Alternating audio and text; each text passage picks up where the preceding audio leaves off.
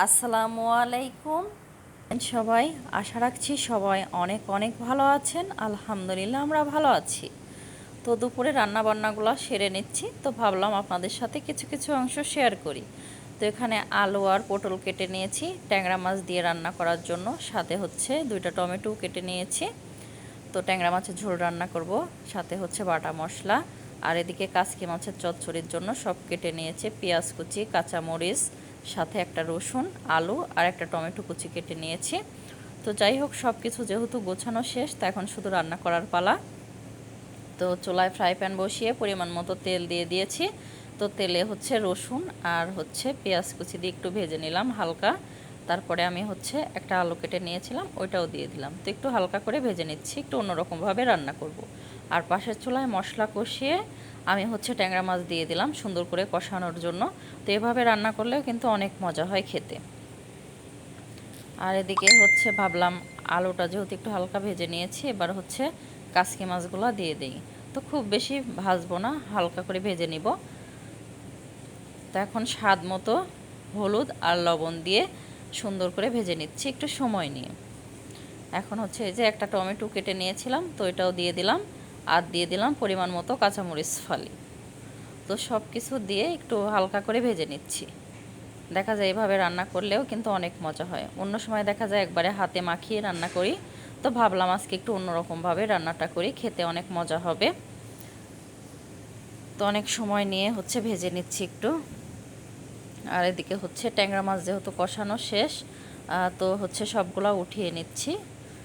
তো এই একই মশলাতে আমি এই যে পটল আর আলু দিয়ে দিচ্ছি, পরবর্তীতে আমি হচ্ছে টমেটো দিয়ে দিব আর কি, একটু পটল আর আলু কষানোর পরে।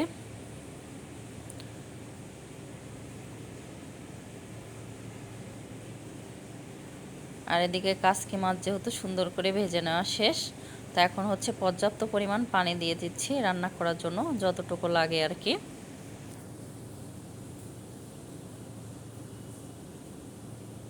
আর হচ্ছে এদিকে পটল আর আলু যেহেতু কষানো শেষ, তা এখন এই যে টমেটো আগে থেকে কেটে নিয়েছিলাম 2টা, ওইটাও দিয়ে দিলাম। দিয়ে হচ্ছে একটু নেড়ে চেড়ে আর একটু সুন্দর করে কষিয়ে নিব।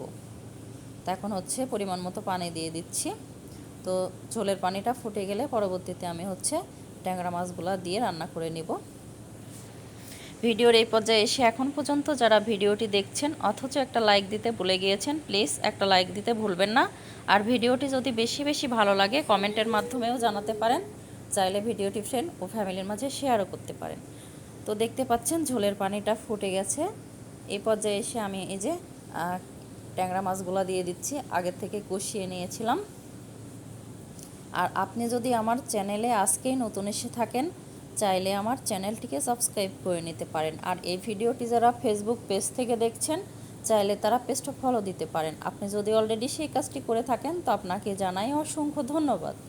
তো যাই হোক, কাসকি মাছটা রান্না করা প্রায় শেষ। ওই পর্যায়ে এসে ভাজা মশলার গুঁড়া দিয়ে এখন নামিয়ে নিব। তো ভাজা মশলার গুঁড়া দিলে হয় কি, খেতে আরও বেশি মজা হয়, খাবারের টেস্টটা বাড়িয়ে দেয়। এদিকে হচ্ছে ট্যাংরা মাছের উপর দিয়েও দিয়ে দিলাম, আর একটু ঝোল শুকিয়ে নামিয়ে নিব। তো দেখে বুঝে নেবেন রান্নাটা শেষ। তো একটু ফাইনাল লুকগুলো দেখিয়ে দেই। অনেকটাই সুন্দর হয়েছিল খাবারটা।